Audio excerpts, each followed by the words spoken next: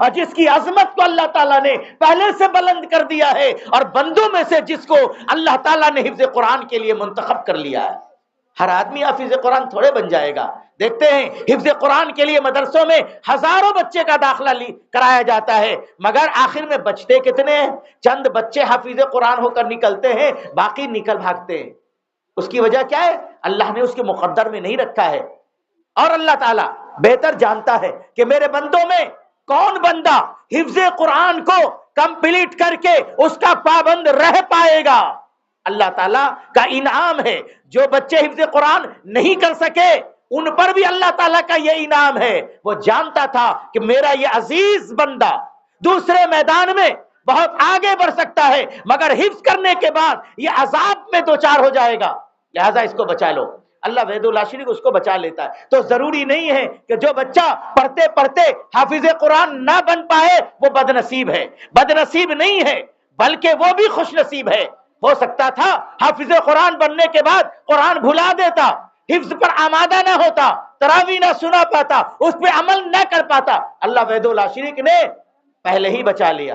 تو یہ بہرحال اللہ وحدہ لا شریک کا فیصلہ، مبارک فیصلہ ہوتا ہے۔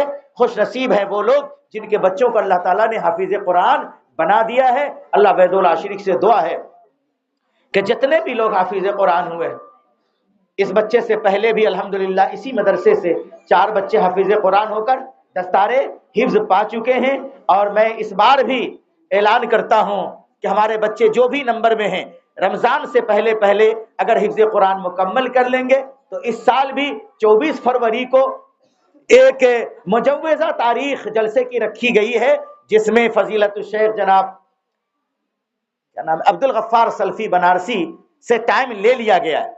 ابھی اس کے لیے ہم لوگوں نے کوئی پہل نہیں کی ہے، چونکہ وقت لینا پہلے سے ضروری ہوتا ہے، علماء کو وقت نہیں رہتا ہے، تو ہم نے پہلے سے ٹائم لے لیا ہے۔ انشاءاللہ 24 فروری کے سلسلے میں پھر سے کچھ لوگوں سے رائے مشورے ہوں گے، اس کے بعد یہ حتمی طور پر طے ہوگا کہ 24 فروری کو جلسہ کس معیار کا اور کیسا ہو۔